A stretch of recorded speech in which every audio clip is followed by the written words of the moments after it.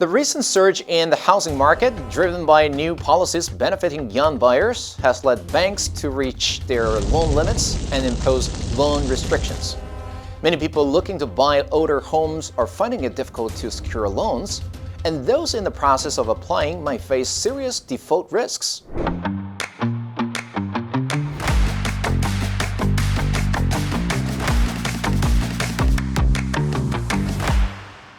Hi everyone, welcome to today's show. I'm your host Johnny, and we've got a hot topic that's got everyone talking: buying a home. You've probably heard about the Youth Housing Loan Program, but is it really the golden ticket to your dream home? Or could it be a tricky trap?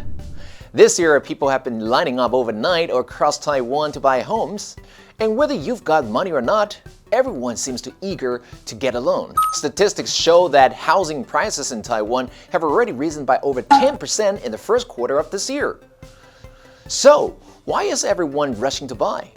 Stick around, because after today's episode, you'll understand if this program is more of a sweet deal or a bitter pill.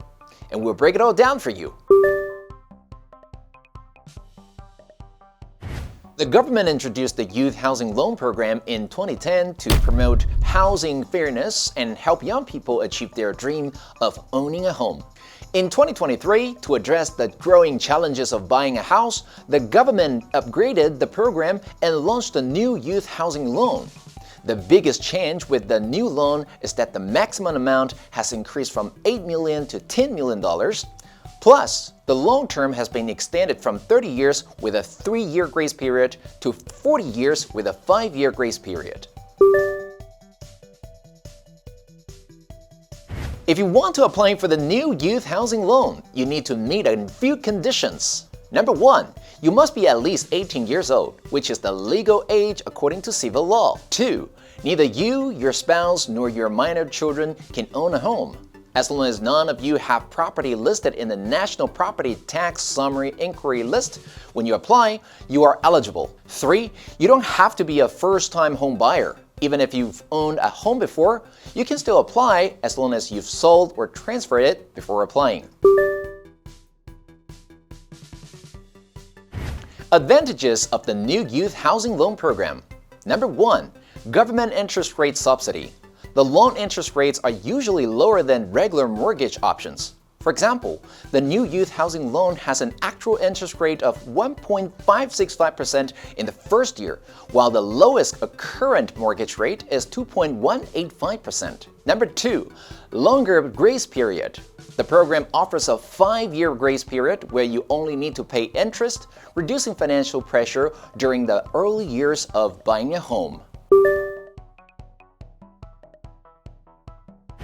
Number 1, limited government interest rate subsidy. The government's interest rate subsidy only lasts for a certain period. If interest rates go up after July 31st, 2026, you will end up paying more. Number 2, potential for a cooling housing market. If interest rates increase in the future, it could make repayments tougher and might also slow down the housing market, making it harder to sell your home. Number 3, repayment pressure after the grace period. Once the 5-year grace period is over, if you haven't boosted your income or found extra funds, repaying both the principal and interest could be a big financial strain. On the surface, more government help might seem like a good thing, but that's not always the case. Sometimes too much support can push people to buy homes they cannot really afford. This can lower their quality of life, turn them into mortgage slaves for 40 years, or even lead them to default on their loans or lose their homes. For the country, this could threaten financial stability and even lead to a financial crisis. The new Youth Housing Loan Program is a good example of this. The program increased the maximum loan amount from 8 million NT dollars to 10 million NT dollars, encouraging people to borrow more and spend more on homes. In the first quarter of this year, the average home price has already increased by 110,000 NT dollars to 124,000 NT dollars compared to last year. The extended grace period makes the first few years easier for buyers, but after 5 years, the financial burden often becomes too heavy. With the long term stretched to 40 years, the monthly payments might seem lower, but the total interest paid is much higher, up to $5.5 million on a $10 million loan. The biggest issue is how this program affects home prices. Experts say that last year, the housing market was slow at first, but picked up later, leading to a price increase of about 10% by the end of the year. In the first quarter of this year, the average price of new homes has approached 500,000 NT dollars per unit, with prices in Taipei over 1 million NT dollars per pin and New Taipei at 610,000 NT dollars. This has led to record high housing affordability issues, with mortgage burden rates reaching 42.25%, a new high. And this situation could lead to a wave of foreclosures among those who bought homes under this program. Politicians often create policies that seem good in the short term and can win votes, but they can backfire in the long run. Similar cases like the U.S. savings and loan crisis in the 1980s and the subprime mortgage crisis in 2008 show how such policies can end up hurting the economy and people's lives. The recent surge in the housing market, driven by new policies benefiting young buyers, has led banks to reach their loan limits and impose loan restrictions. Many people looking to buy older homes are finding it difficult to secure loans, and those in the process of applying might face serious default risks. Real estate experts note that some individuals under financial pressure are considering selling at a loss. Rising home prices and high loan demand have prompted several public banks to issue warnings, causing delays in loan approvals. This situation has left many home buyers waiting for funds, which could result in their inability to complete purchases. Many home buyers worry about securing loans for pre-sale properties as completion approaches. Huang Shuwei from Galilee International explains that banks prioritize projects under construction and those with recent permits. But many are hesitant to lend.